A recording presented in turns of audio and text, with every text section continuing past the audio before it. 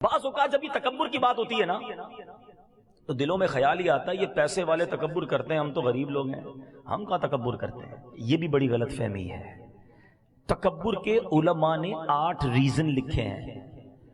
تکبر علم کی وجہ سے بھی آتا ہے، تکبر عبادت کی وجہ سے بھی آتا ہے، مال کی باری تو تیسرے نمبر پہ آتی ہے، تکبر اقتدار کی وجہ سے بھی آتا ہے، تکبر خوبصورتی کی وجہ سے بھی آتا ہے، تکبر طاقت کی وجہ سے بھی آتا ہے۔ اب علم سے کیسے تکبر آتا ہے؟ کسی بندے نے دنیاوی علم حاصل کر لیا یا دینی، علماء بھی بن گئے۔ جی میرے مذہبی بھائی بیٹھے ادب کے ساتھ، کیونکہ علماء نے کتابوں میں لکھا کہ اگر آپ دینی علم بھی سیکھ گئے اور اس کے بعد دوسروں کو حقیر سمجھنے لگے کہ ان کو تو آتا ہی کچھ نہیں، مجھے جتنا کچھ آتا ہے، تو یہ بھی تو تکبر ہے نا۔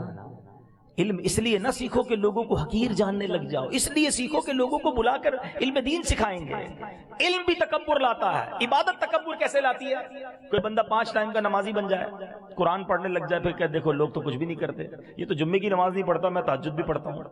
تو یہی تو تکبر ہے کہ آپ نماز پڑھ کے دوسروں کو حقیر سمجھنے لگے۔ کیا پتہ اس کی کون سی نیکی اللہ کو پسند آ جائے، کسی کو حقیر نہیں سمجھنا ہے۔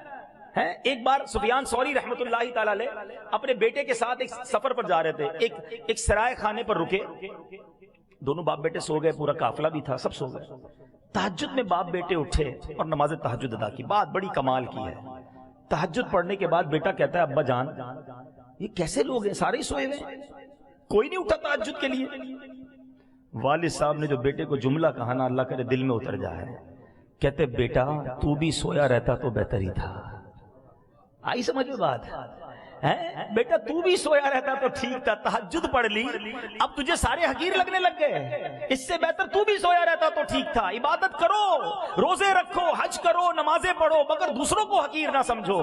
مجھے کیا معلوم میری ساری عبادتیں کہیں منہ پہ نہ مار دی جائیں۔ ڈرتے رہو اللہ جو کیا قبول کر لے۔ مالک ناقص ہوں، کمزور ہوں، جیسی ٹوٹی پھوٹی ہے تیری شان کے لائق نہیں، یہ ٹوٹے سجدے تو نے ہی قبول کرنے ہیں۔ تھوڑے سجدے کر کے پھولے نہیں سماتے، حاجی صاحب، نمازی صاحب، سخی صاحب بن جاتے، نہ کرو ایسا۔